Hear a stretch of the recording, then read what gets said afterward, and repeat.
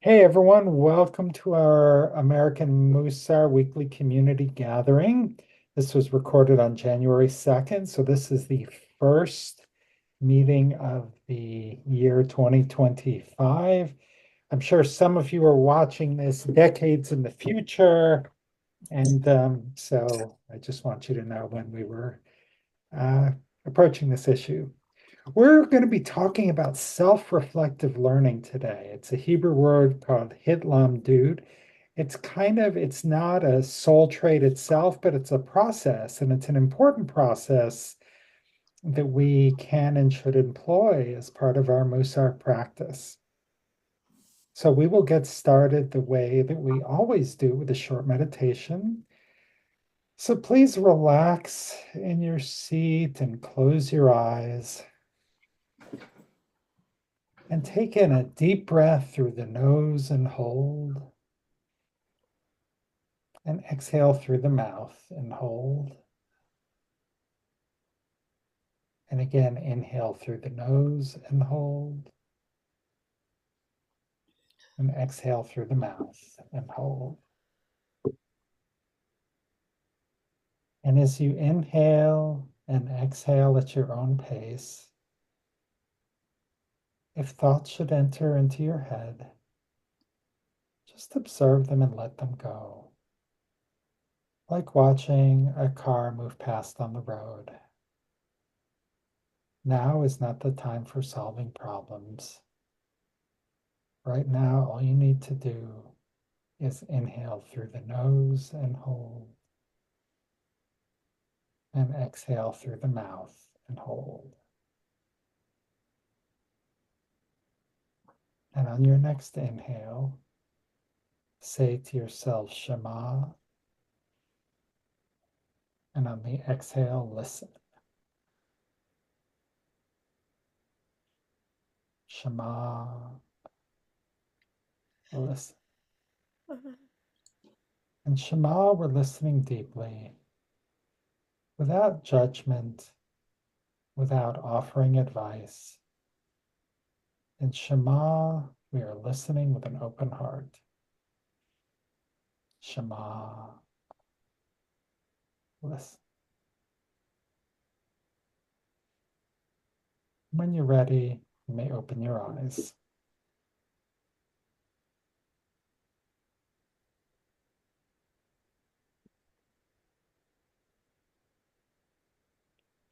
Wow, a lot of people have arrived during the meditation. Hello and Happy New Year to Christo and Carrie and Kana and Martin and Karen. Nice to see you all. Today, as you may have gathered, we're going to be working on something called Hitlamdut. It's a Hebrew word. It means self-reflective learning. And this isn't a soul trade per se, but it's an important process because as we're engaging with each of the soul traits, we're also wanting to sort of understand how we show up. How do I show up with patience? How did I do with patience this week? How did I do with it today? How did I do with chesed today? What can I do better? How can I iterate and continue? Hey, Paulette, welcome. Oh, hello. Thank you for joining us. Thank you. Um, so we're going to get started with this exploration with a quote from Rabbi Amy Alberg, who was the first female rabbi ordained by the conservative movement and is a great Mussarnik, great Mussar teacher and practitioner. So Rabbi Alberg wrote that Hitlamdut suggests that we may rise to the spiritual opportunity of this moment, carefully and non-judgmentally observing which issues arise for us, embracing the learnings that may emerge. So this makes me think about a question similar to what I asked in my email. Um, or in the email, I was asking, what is your learning opportunity um, for 2025? But maybe, what's the spiritual opportunity of this moment? What is that for you? So, what do you think? What's what do you want to reflect on at this time of transition in the calendar? Yes, Martin. I think to me, it's just for me, always remember just the very simple idea that if I'm engaging with someone, and if there's some issue to be discussed, is for me to spend time seeking to understand the other person rather than me trying to be understood. Yeah, seeking to understand. Fantastic. Yeah, because once if someone doesn't think that you care about them, they're not going to care about what you have to say. Right. Fantastic. Who else?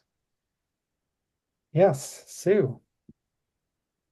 Well, that reminded me of what I was working on last year, which continues, is when someone tells me a story or tells me something, not to respond with my own story, but to really listen and then ask follow-up questions and really dive into what they're saying rather than respond with my own story.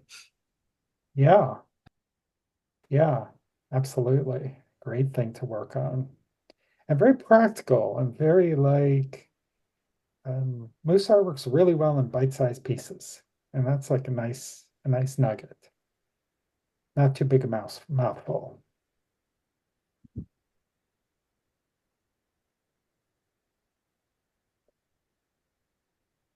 What else? What do you see as the spiritual opportunity of this moment?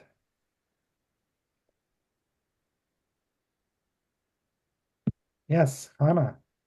Right at this exact moment, it would be how to listen and be open to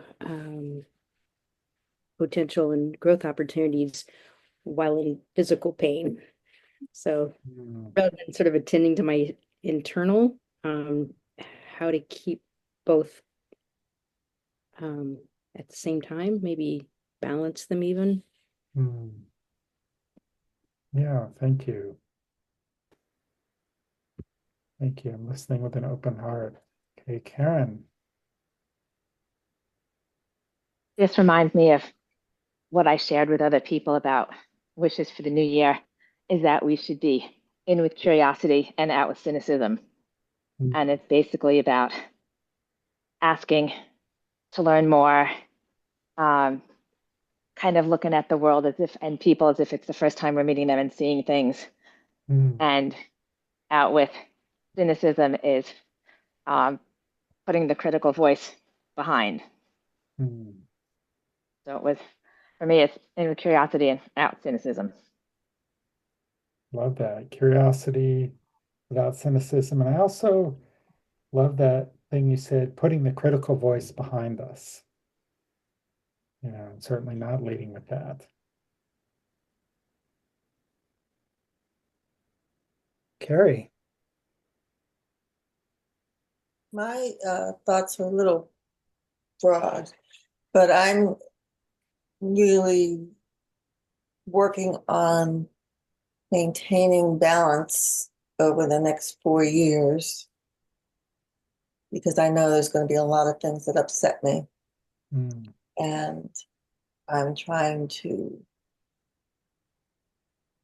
stay calm and do what I can in the community hmm, to, like, we're the Democrat group I'm in, we're working on safeguarding our immigrants mhm, and making information available.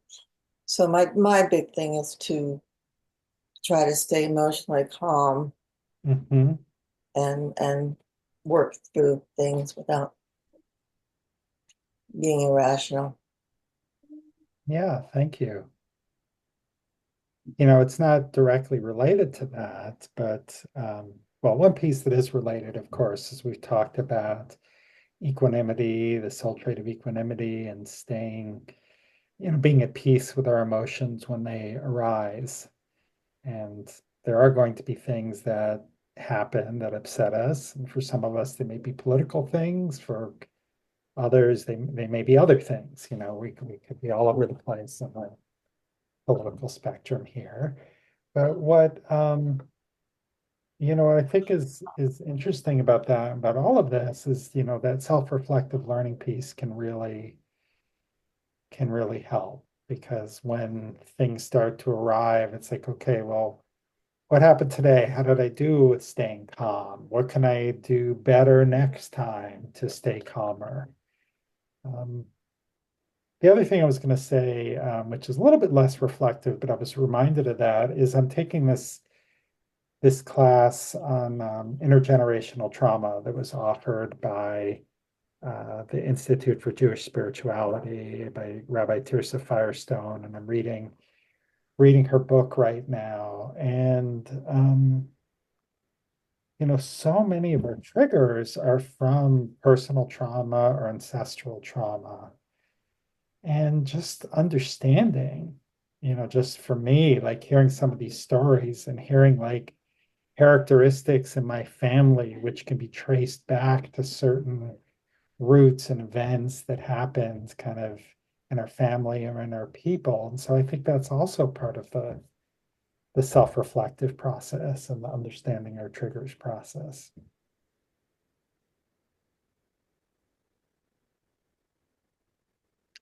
Yeah, Sue. I had another thing that happened kind of New Year's Eve-ish. We had this wonderful party. It was Hanukkah, and we had a party, and someone came up to me afterwards, and I just went to sit with her and spend some time with her, and she said something about how I didn't invite this other person, and it made me feel bad, and I didn't know, and I've been trying to deal with that.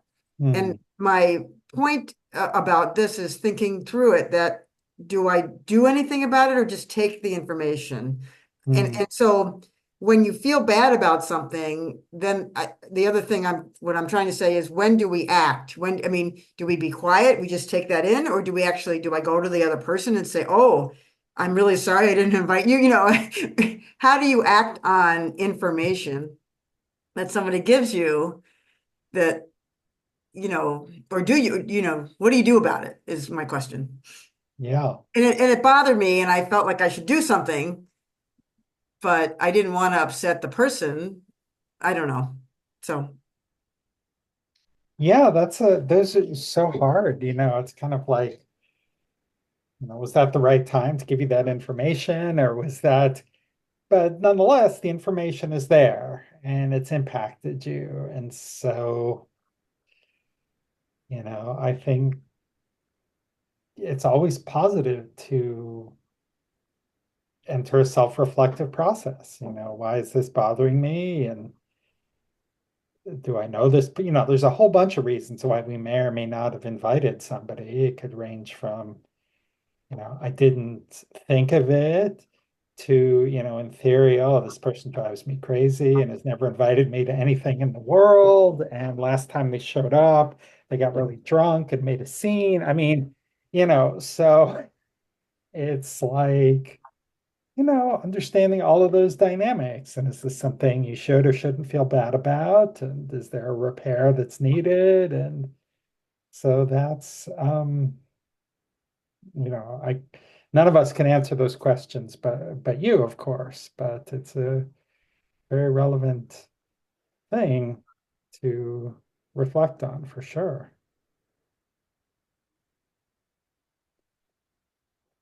Anyone else care to share like a perspective? Yeah, so we'll have Toby, and then was that Shelley? Was that your hand too? Okay, so we'll have Toby, then Shelley. Well, I retired in 2016 from my day job. And ever since then, I've been trying a whole bunch of different things, because I can't stand to empty space is sort of troubling to me for a number of reasons. First of all, because, I could use some money. But second of all, and most importantly, I think it's a purpose issue where, when I was working, obviously I felt like I had a purpose, even if some people would beg to differ, but at least I felt like I had some reason for being on this earth and some way of serving God or the universe or whatever. Mhm. But after retiring, I kind of stumbled around for a long time, wondering, well, should I do this or should I do this other thing or should I go back to school or what? And then somebody mentioned the other day, with all of the stuff that you know how to do, have you ever thought about being a health and life coach? And I'm like, well, I don't even know what those people do. What is that? I had never really heard of that. I mean, you hear about coaching for people playing soccer or tennis or whatever, but I had never heard of what is a life coach. And so I started doing some research on it, and I'm like fascinated Hmm. by the whole idea. Well, it was helpful to know what it was. That was Sure. but so now I'm kind of trying to explore, well, okay, if this is something that I think that I might feel called to do, Hmm. so where do I go for this sort of, how do you do, just hang out a shingle? I mean, I don't know how that works. Anyway, so I'm looking into these certificate programs and all this, there are billions of these things. I had no idea. Anyway, so my self-reflection is sort of going, well, okay, let's take a look at this and see if this is something that you might feel called to do. But it's quite overwhelming since there are so many different ways to go about that. Hmm. Thank you. Well, my wife changed careers and became a coach, so you can email me Ah, and I'll let you know the program she did. thank you. Yes, because I'm now reviewing them, and there must be hundreds, if not thousands, I'm of them. sure. Yeah, Anyway, thank you for listening to all that. sure.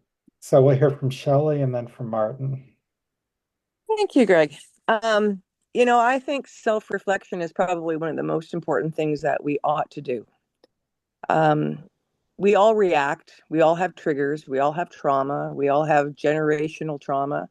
And if one is truly trying to be the best version of themselves, it's to be questioning themselves all the time when they do have a reaction, be it sad, mad, happy, whatever. Of course, most of the time when we're having triggers or a reaction, we're usually doing the fight or flight. We're rather being quiet or we're being angry. And most of us, myself included in times, we don't think, we just react. And, I've been training myself that the minute my body starts reacting, that little gut feeling where it says, oh, don't say anything, even though you want to say no, is to ask myself, well, wait a minute, Shirley, where's this coming from? And that's what true insight is all about, is going inward to yourself, and letting go of whatever belief system that you took upon yourself from your childhood. One of the things that I've learned is that we don't think about our parents and how they were as children and what they actually went through. And, every generation, whatever trauma that has been carried down gets changed a little tiny bit, or maybe sometimes gets worse, or sometimes gets better, hopefully better.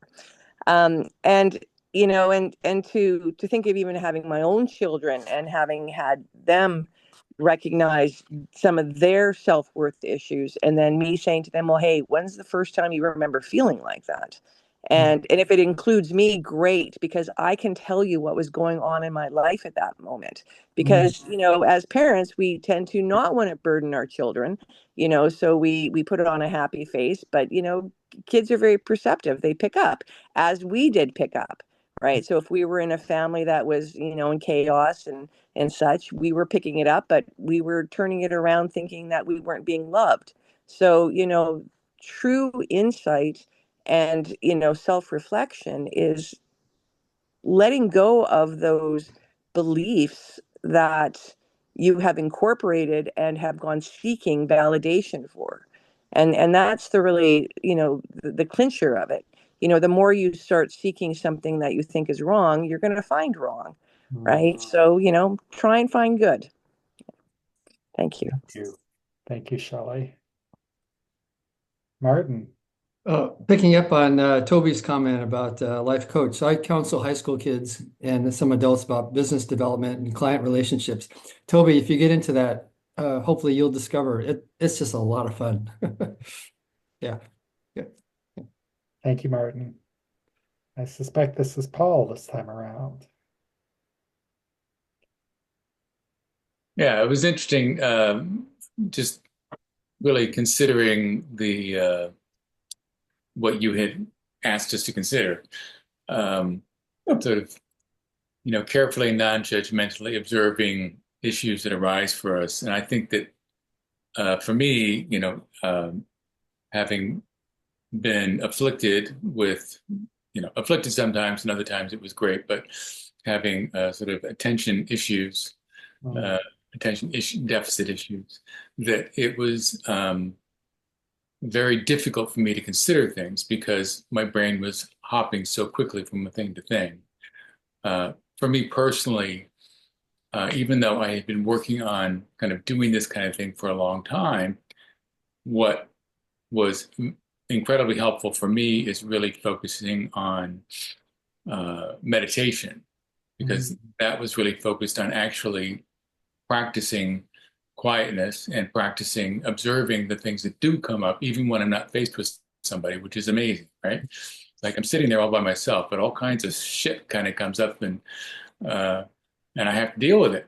So getting the practice of doing that where I'm not practicing on somebody else is very helpful for me. So just wanted to share that. Yeah, thank you. Yeah, thank you. And I'm glad you kind of brought up meditation because that is, letting things get quiet and seeing what arises. That's also might be something we understand. It might not be. Or something we've expected. And I remember, I was first doing yoga like in my 30s, and we would like be doing shavasana and lying out, and like I always knew what was up for me coming out of that. And I remember once it was like, Ken was like, oh wow, all I could think about was this friend of mine who's getting divorced. And that was nowhere in like my forebrain. But it was sure once things got quiet, I realized how much it was bothering me. And so that's another angle is sometimes we can be reflective about the obvious, but then giving space for the subconscious, for other voices to be heard is really important. So thank you, Paul. And thank you all for or all of you who shared. This was a great opening round to start the year. So a little bit more about Hitlamdut. This For those of you who've been around a while, you might remember in 2021, we did a whole Mussar cycle from the uh, Institute of Jewish Spirituality Tikkun Midot curriculum. So this was part of that. So maybe we'll go through these bullets sort of one at a time. Could somebody unmute and read the first one, please? The practice of Mussar occurs in the moment and is based on one's ability to cultivate awareness and a relaxed and accepting attitude toward what is present right now. Yeah, thank you, Chaya. Okay, um, this is from Rabbi Sheila Peltz-Weinberg. So what is she teaching in this first bullet? How would you interpret this?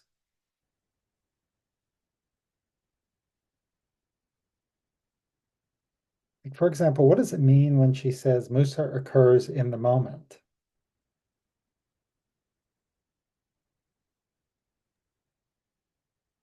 Yeah, I Chaya. think that everything is in the moment because once it's past, it's past.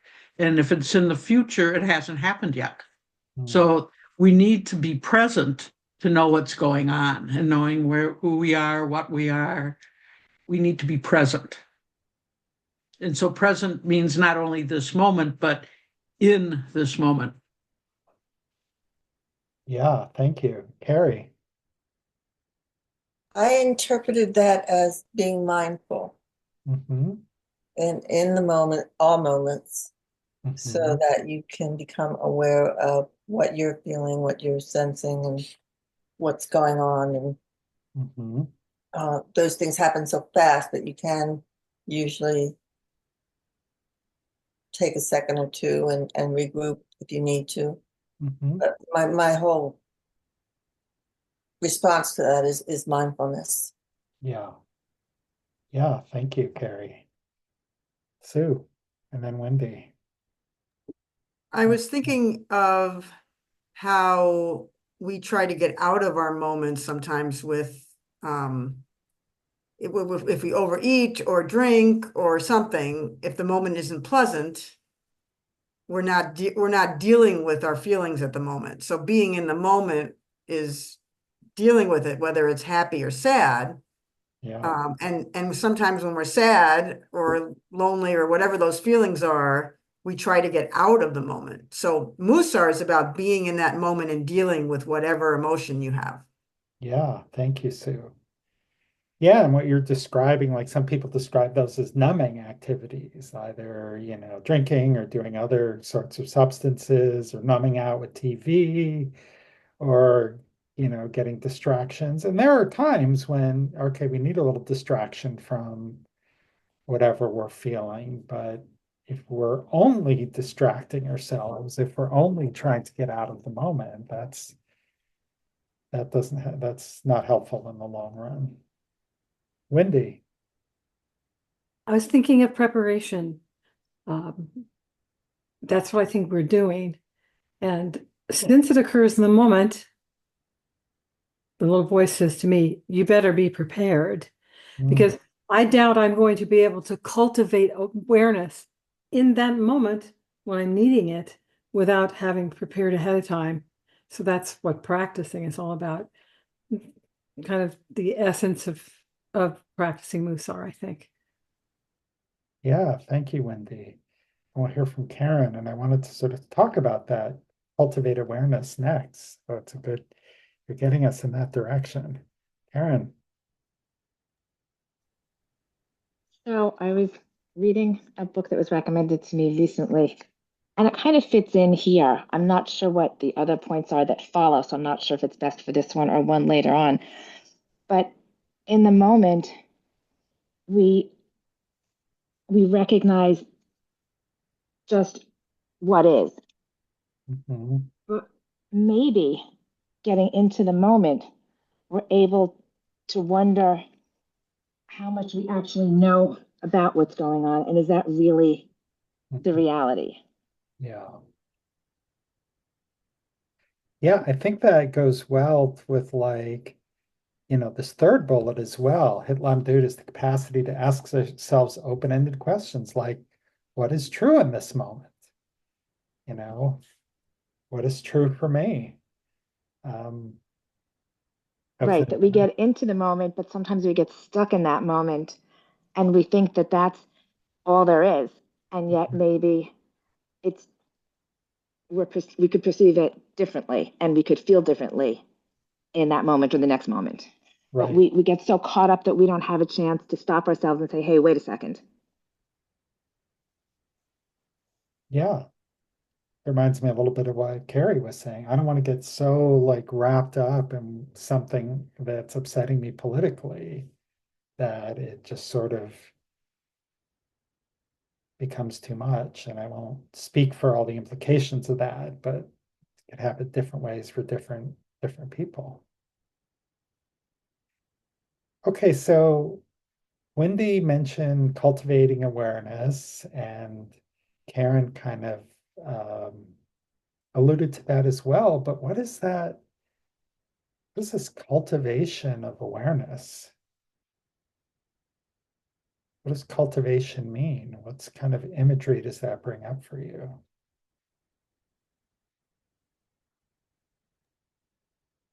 Planting seeds, tilling Uh-huh. the soil, Mhm. taking care of it, watering it, and then reaping it before it rots. I mean, it reminds me of agriculture and farming. Yeah. and growing. Like that's what you're describing, quite literally, is growing and helping things grow. So that implies that awareness is something we need to grow, that it's just not something that happens by itself. We can't assume that it did. Sort of like what Karen was saying is, well, I think that this issue is all there is. And this is what's true for me right now, but maybe we need to cultivate an awareness of a bigger picture, bigger world, something beyond what seems like it's so all-encompassing. And then there's this bit about a relaxed and accepting attitude towards what is present right now. So what does that imply? What does that mean? What does that bring up questions for you?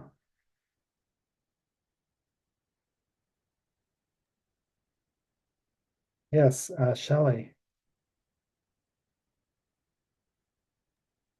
I'm just going to be quick with this. Uh, I think the whole key thing there is not to take things personally, right there, because we don't know what the other person is thinking or what they're trying to imply. We're not in their brain. It's like you can't see what I see out of my eyes, but my blue might look differently to me.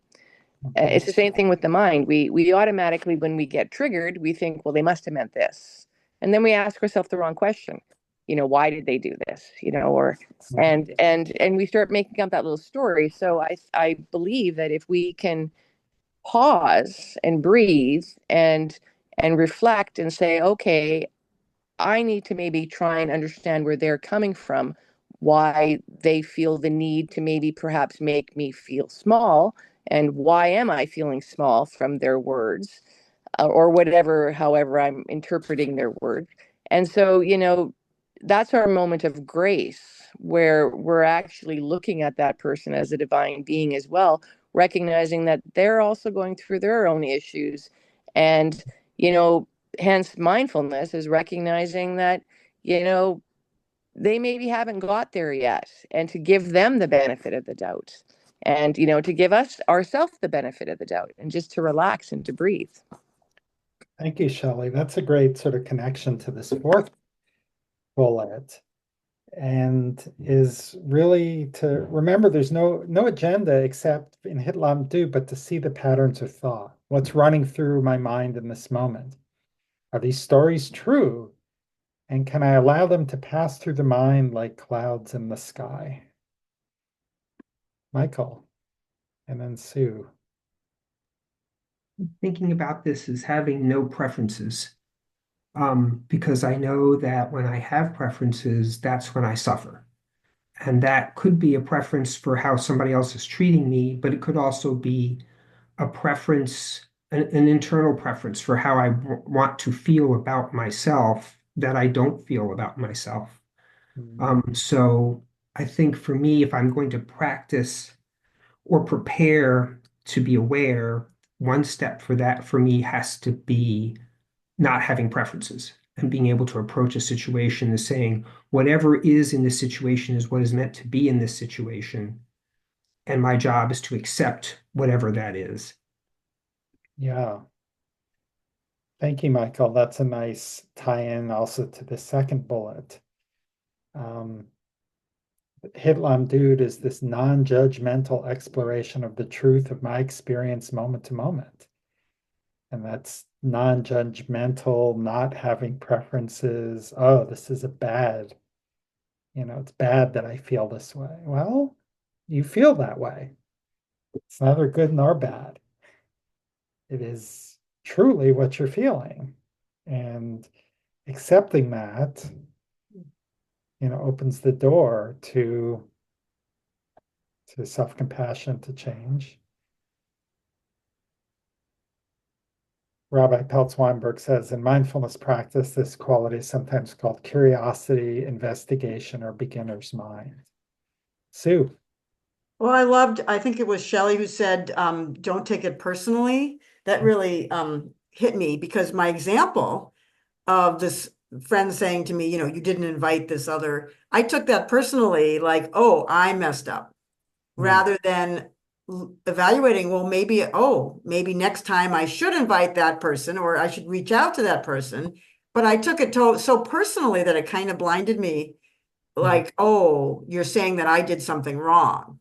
So instead of being graceful, I'm thinking, oh, well, maybe I should, next time I should invite her. So I think I took it personally, which I think is a very good point. And it's ego involved in that as well.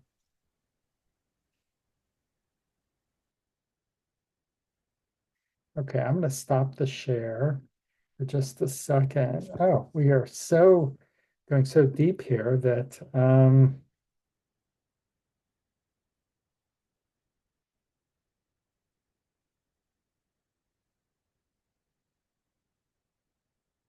so I'm going to have us go to breakout rooms, and we have plenty of weeks to kind of go into this a little bit deeper.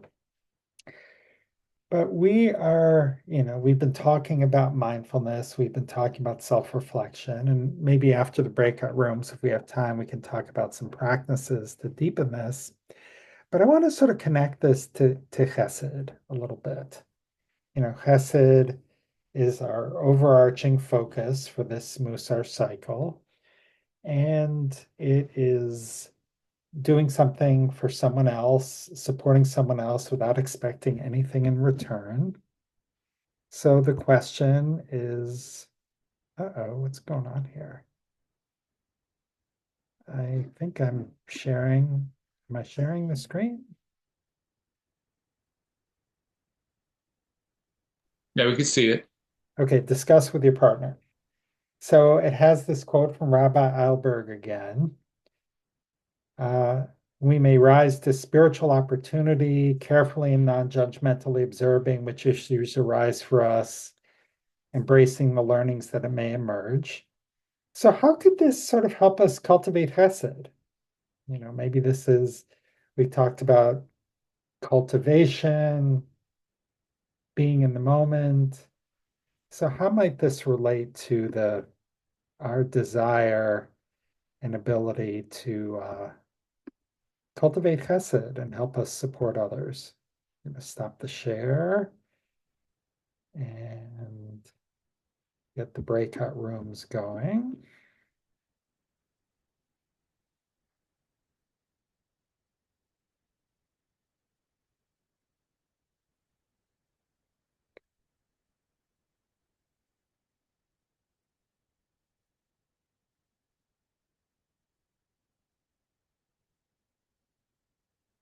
Sorry, who is Zoom user? I can't check your call history on iPad, but you can see it in the Zoom app.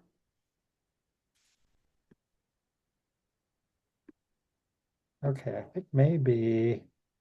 Is the writer? She was on the screen just a few minutes ago. I can't remember her name. Janet. Janet, thank you. I think Zoom user is something different though. Can you hear me? No. Yeah. This is Joanne. Oh, Joanne. Okay. Joanne. Yeah. There you are. I managed to actually get on Oh, and so remember in wonderful to time, see you. Welcome back. But you can't see me because I don't know what, because on the phone, I don't know how you get We can see everybody. you. We can see you. You can see me? Okay. Okay, well, we're just heading into our breakout rooms. Okay. So the rooms are now open.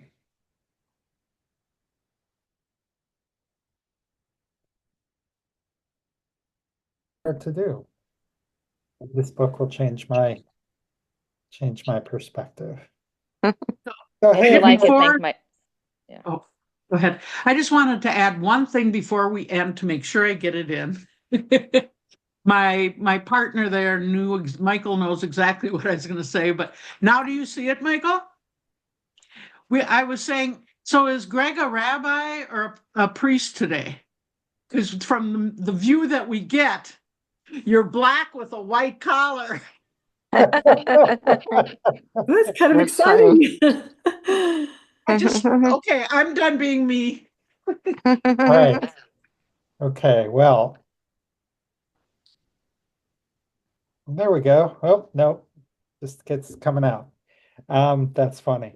Okay, so I would love to kind of hear about how those breakout rooms went. How does this idea um, of Hitlamdut, of self-reflected learning, how does that impact our overall practice of chesed? Yes, Carrie. The one big thing that came to my mind was that by practicing chesed, or to practice chesed, we need to leave the ego out of the observation of the thinking. And then that, I think, makes it chesed really powerful. All of this very, very powerful and work better. But once the ego gets involved, then it gets all messed up. Yeah, so is it fair to say, if I'm understanding correctly, that just this practice of his Hitlamdut is one way that we can kind of tame the ego, and then once we tame the ego, that opens the door to chesed. Yeah, I love that. Thank you so much. So wait, is Hitlam doing self-reflection? Yes, it's self-reflective learning. Okay. Yeah, and it is it's not a soul trait in and of itself, but it's an important practice for Mussar. Yeah. It's something I need to work on too. Yeah, it's a good practice. Other thoughts? Yeah, Wendy. Well, we might have had way too much fun. I'm not sure. But we did have an interesting conversation because in each of our lives, and this is pretty recent for each of us, it was that practice of self-reflective learning that came to our aid to either be able to express Hesed, recognize Hesed, or trust Hesed. And it just was like, it was wonderful. So we just had a great time. Well, good. Having fun is always encouraged. If you have to choose between discussing the material or having fun, by all means, have fun. It's certainly in this context. Okay, so rabbi, not a priest. I'm kidding.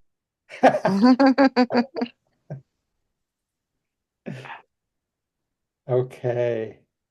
Others, people we haven't heard from today, would any of you care to share a thought, a reflection about this process, about what we've worked on today? No need to, but I will give you an opportunity here.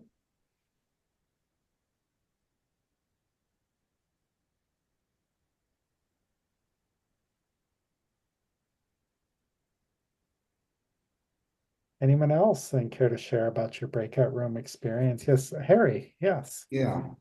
Well, the other word I like, besides the Hebrew word Hitlamdut, I don't know if I pronounced it, is the word discernment, which is sort of the same thing. It's something you got to slow your mind down to do and to catch yourself. And I think that's what really makes us human, is to not just be mindless, but to understand what you're doing, and when you don't think things are going right, is to discern. And I think that's sort of more of a natural word that I'm thinking of when I think of that subject. Does that make sense? Yeah, I think it does. Maybe the only thing that I would add is discernment as it relates to kind of ourselves. Like, you can be discerning about external things, but it's sort of internal discernment maybe would be a good concept. Does that make sense? Yeah, that's one thing to say. Yeah, Joanne, please. Yeah, so I mean, what I'm struggling with a lot, is a great loss of independence, and I have to rely on others there, and people have been wonderful to me. Really helping me with various things, and even going to a women's choir rehearsal next week. And the woman who drove me home from dinner with friends offered to pick me up and take me there, and which is wonderful because I'm not driving. But I forgot what I was going to say. But I don't think I do enough reflection, and I become impatient, and I know people at first, people trying to be very protective, and then I don't do well when people try to manipulate me physically, without asking first, or even asking first, or they don't realize how it feels to have somebody take your arm and stuff it into a sleeve. That I'm sorry, that's when I lose my my discernment, and that they're really doing me a chesed to help me on with my coat, but there's a part of me that is rebelling against a lot of it, you know. So my son doesn't want me to cook because maybe I'll burn the house down, or the apartment down. But so I generally don't listen to that. But if I do it, if I turn the stove on, I make sure I turn it off soon after. But then I blew it once, and then somebody came, and then I realized I had left the burner on, so I turned it off. Um, that was to light Hanukkah candles. But anyway, so kind of glad that challenge is over. And I have these little like electrical switch things for Shabbos candles. It's just it's frustrating. It's like everything's upside down in my life a lot. But people are generally being very kind, and really trying to get me, whatever therapy, whatever, help at home, whatever I need, you know. So I guess need to be more appreciative of that there is a lot of chesed coming to me, and I just need to appreciate it. Okay, thanks. Well, sure. Well, sounds like you've been going through an awful lot, and I think Oh, I with it. speak for all of us. We are so happy that you're well enough to be here this week, and that we Yeah, really missed you. and I just want to say I'm very grateful that, like, except for I have to train myself to turn to the left because it's called left neglect. That's other than that, everything's pretty much working. Maybe not 100%, but it's working. And, so the only thing I lost, I can't read music. I was like, I thought I'd be able to play the violin after this. I can't read music anymore, and I used to. And my son is going to help me because he does play, music. But That's good. And we've yeah, in some of our prior weeks, we were talking about honor and kavod, and part of what you described is, before you touch someone, ask them, would you like help with this? Would you like, may I, hold your right. hand? Or they don't realize, that like because they're so afraid. I don't know what they're afraid. I'm not going to fall because I'm actually pretty worked on my leg strength and PT very hard, and I can walk, but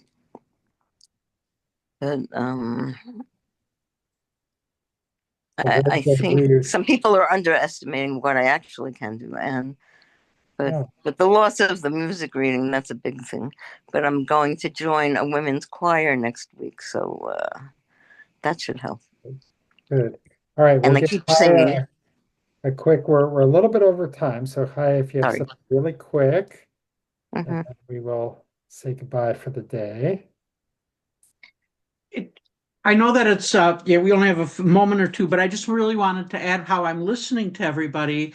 And again, Michael and I talked about how our Buddhist practices has brought us more open in our Jewish practice, and more it brought me at least closer to my practice in Judaism, and has opened that up like a yeah. Great. All right, so we'll do a very quick meditation to close. Taking a deep breath and a nice leisurely exhale. And to bring in something from when we met on Honor a couple weeks ago, we talked about having a good eye, looking at things with the benefit of the doubt. And the most important part of Hitlamdut, of this self-reflection, is to give ourselves a good eye. And to be gentle with ourselves, and to be non-judgmental. The truth of what we're feeling is the truth of what we're feeling. It's not the entire truth about who we are. It's not the entire truth about the world.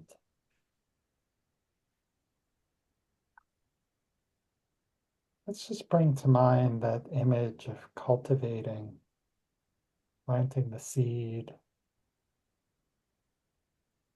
and seeing it grow. And how much work it takes to tend the garden, tend the plant. Whether that's something we do or something we've seen others do.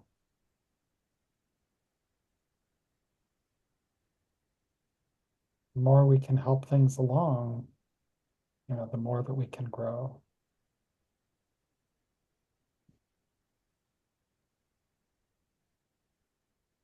When you're ready, you may open your eyes.